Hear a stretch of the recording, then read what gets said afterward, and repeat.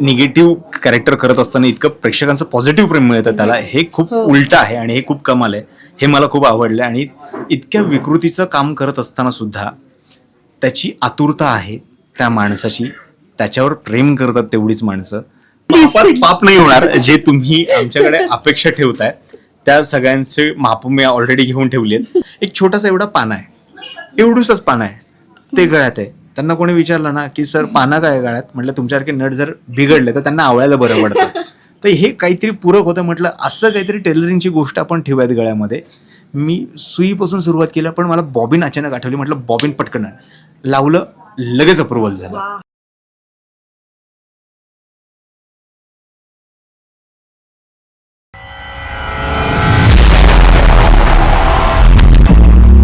नमस्कार, मी Smital Milind Chavan celebrity promoters मध्ये आपल्या सगळ्यांचं स्वागत करते. काय प्रश्न पडलाय का? हे आजूबाजूला काय दिसतंय? टेलरिंगचं दुकान आहे आणि याचा मालक कोण आहे माहितीये? आपल्या सगळ्यांचाच आवडता देव माणूस म्हणजेच आपले किरण गायकवाड सर यांच्याशी आज आपण आता गप्पा मारणार आहोत. येस, ही जी एनर्जी दिसतीये ना, हीच आहे देव माणसाची. तर विचारायचंय की परत एकदा देव माणूस आणि परत परत एकदा, त्यामुळे ते कसं फिलिंग आहे आणि कसं वाटतंय. साहजिक आहे, छान हे वाटणारच आहे. तरी पण एक वेगळेपणा असतो प्रत्येक कॅरेक्टरचा आणि इथे काहीतरी वेगळंच बघायला मिळणार आहे आम्हाला, जे की आम्ही आता बघितलंय. काय बघायला मिळणार आहे असं वेगळं? खूप जास्त दडपण आहे की इतकं प्रेम मिळालंय त्या कॅरेक्टरला. निगेटिव्ह कॅरेक्टर करत असताना इतकं प्रेक्षकांचं पॉझिटिव्ह प्रेम मिळतं त्याला, हे खूप उलट आहे आणि हे खूप कमाल आहे. हे मला खूप आवडलं. आणि इतक्या विकृतीचं काम करत असताना सुद्धा त्याची आतुरता आहे त्या माणसाची, त्याच्यावर प्रेम करतात तेवढीच माणसं. आणि ते एका थिन लाईननी कॅरेक्टर घेऊन जायचं ना, इकडे गेलं तर ते असं होईल, तिकडे गेलं तर तसं होईल, अशा थिन लाईनला जात असताना एका कलाकाराला काय पाहिजे असतं? एक पूरक रोल. तुलाही माहिती आहे, तूही चांगले काम करतेस, तर अशी काहीतरी आपल्या हातामध्ये बॅट असते, बॉल असतो आणि तुला क्रीज ओपन असतं, तर तू खेळू शकत नाहीस तर मग काय? आणि आता तर तुझ्याकडे पर्वणी आहे, तूच हिरो आहे, तूच विलन आहेस आणि तुझ्याच अवतीभोवती सगळी गोष्ट फिरतीये, मग तर काय पाहिजे एका माणसाला? सो माझ्यासाठी लॉटरी ही. येस, नक्कीच. कुठेतरी होम ग्राउंड मध्येच बॅटिंग आपली आहे आणि त्यामुळे तो आनंद एक वेगळाच आहे. काहीतरी वेगळं बघायला मिळणारच आहे. आतापर्यंत जो देव माणूस आपण बघितलाय, आता सुद्धा मी ट्रेलर मध्ये बघितलं, काहीतरी वेगळा आहे. अगदी मापात पाप होणार आहे काहीतरी असं दिसतं. पाप नाही होणार जे तुम्ही आमच्याकडे अपेक्षा ठेवताय त्या सगळ्यांचे माप मी ऑलरेडी घेऊन ठेवलेत आणि ते तसंच होणार आहे सगळं गणित पुढे. इंटरेस्टिंग काही भाग आहे. याचं फॅमिली आहे यावेळी. पूर्ण आधीच्या याला फॅमिली नव्हती त्याची, तो अनाथ आहे असं भासवायचा. तर याची फॅमिली आहे, बाप आहे, बाप आहे, बायको आहे, 2 आया आहेत, वहिनी आहे, भाऊ आहे, भाऊ पोलीस आहे, स्वतः त्या घरामध्ये जो थ्रेड तिथेच आहे. सो हे खूप कमाल पद्धतीने गुंफलं गेलं आहे. आणि आधीच्या सिरियलमधलेही काही कॅरेक्टर्स आहेत, तर ते दोन्ही असे एकत्र येत आहेत आणि हा सापडतोय की काय पुन्हा, या सगळ्या झोननेही पुढे सरकत जाणार आहे. येस, नक्कीच. जेव्हा देव माणूस जेव्हा पहिला संपला तुमचं, त्याच्यानंतर साहजिकच अशी कुठे अपेक्षा होती का की परत असं काहीतरी नव्याने भेटायला मिळणार आहे आपल्याला ह्याच कॅरेक्टर? नाही, कधीच नाही. मला असं वाटलंच नव्हतं की पुन्हा एकदा तीच भूमिका जगायला मिळेल. कारण देव माणूस 1, देव माणूस 2 असे 2 भाग झाले आणि देव माणसाला जेव्हा फाशी झाली सेकंड सीझनला, तेव्हा असं कल्पनाच करू शकत नाही की आता तिसरा भाग कसा होणार याचा, कारण त्याला तर फाशी झाली. याच झोनमध्ये मी होतो. पण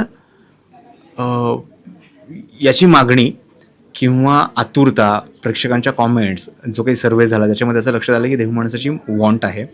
आणि मग त्यांनी एक मधला भाग, जो पहिला भाग संपला, दुसरा भाग सुरू झाला, त्याच्यामध्ये हा माणूस कुठे होता, तर हा मधला भाग तिथे प्लेस केला आणि तिकडे तो येतोय.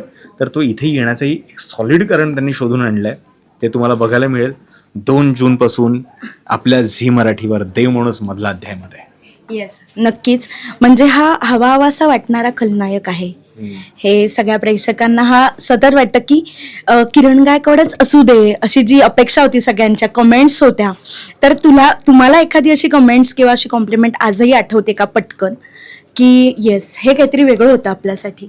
म्हणजे हे खूप भारी आहे ना की एखादं कॅरेक्टर आपण करून जातो आणि आपणच आहोत हे आपल्याला माहीत असताना सुद्धा आपल्याबद्दलची चर्चा होते की तोच हवा आहे, we want Kiran Gaikwad, we want Kiran Gaikwad, Kiran गायकवाडच हवा. हे जेव्हा वाचत असतो तेव्हा मला असं वाटतं की अरे आपण जे काम करतोय ते किती चांगल्या पद्धतीने प्रेक्षकांनी स्वीकारलंय. भले निगेटिव्ह काम करतोय पण इतकं पॉझिटिव्ह प्रेम करतायत ते माझ्यावर, ते बघून मला दडपण येतं. अजून काम चांगलं करण्याची उर्मी येते. आणि आता बटरफ्लाय इन स्टमक आहे माझ्या, बघूयात काय कसं आहे. येस, नाही नक्कीच जे काही होणार आहे ते कमालच होणार आहे, त्यात काही प्रश्न नाहीच आहे. गोपाळसाठी आता साहजिक आहे, भाषा असते वेगवेगळी, कारण एखादं पात्र जगवताना प्रत्येक गोष्टीमध्ये बदल करावा लागतो. जरी किती म्हटलं की देवमाणूस तुम्ही आधी केलाय तरी ह्यात काहीतरी तुम्हाला वेगळेपणा आणायचंय, तर ह्यासाठी अशी स्पेशल तयारी काय केली होती? खूप जास्त म्हणजे याची गंमत काय आहे त्या कॅरेक्टरची, जो देवी सिंग आहे तो जिथे गाव तशी त्याची भाषा आहे. जसं पहिल्या भागामध्ये तो आधी त्याची रावडी भाषा होती, नंतर तो एक डॉक्टर झाला, मग डॉक्टरी प्रमाण मराठी भाषेमध्ये बोलायला लागला. त्यानंतर जेव्हा सेकंड सीझन झाला, सेकंड सीझनमध्ये तो राजस्थानी भाषेमध्ये बोलताना आपल्याला दिसला.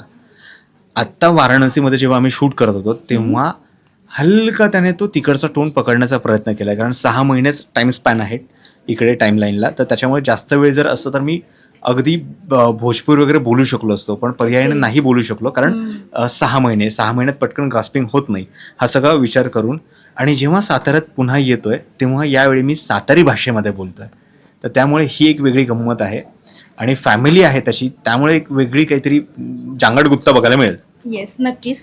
वाराणसी हे कुठेतरी तुमचं बकेट लिस्ट मध्ये होतं आणि ते एक स्वप्न म्हणूया कुठेतरी एक पूर्ण झालंय, आणि भारी असतं की आपल्याच कामातून आपलं स्वप्न एकात एक पूर्ण होत असतं.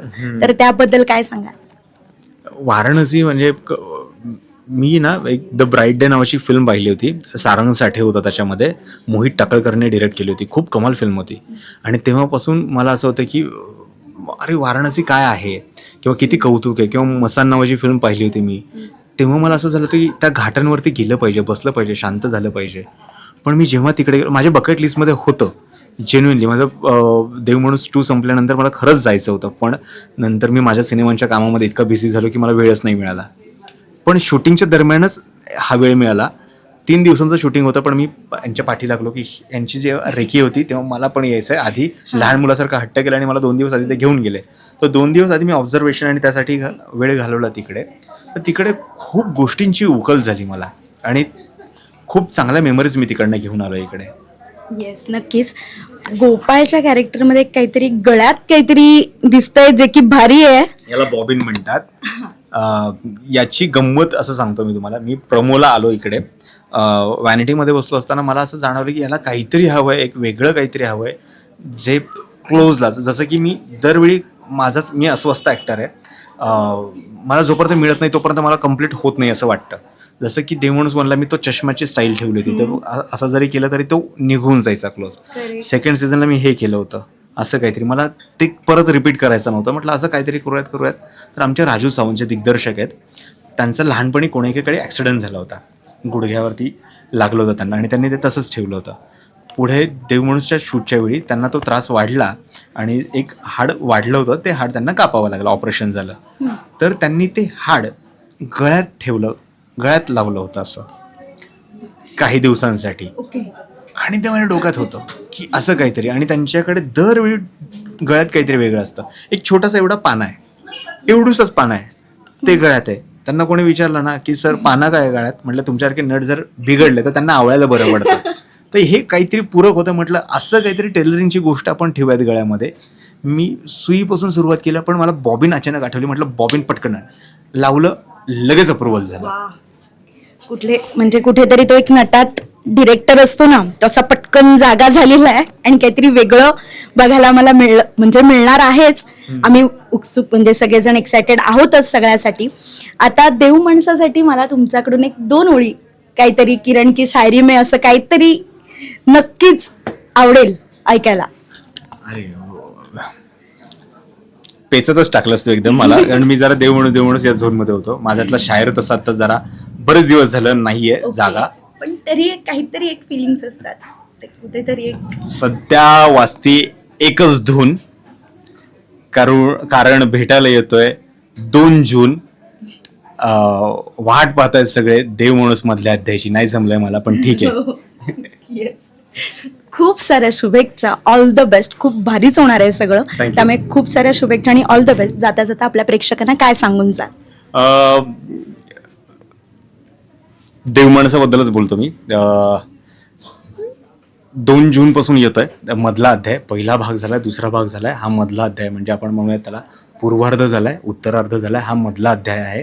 आणि मधल्या अध्यायामध्ये काय होणार आहे हे तुम्हाला 2 जून पासून रोज रात्री 10 वाजता बघायला मिळणार आहे झी मराठीवर. All the best. Thank you sir.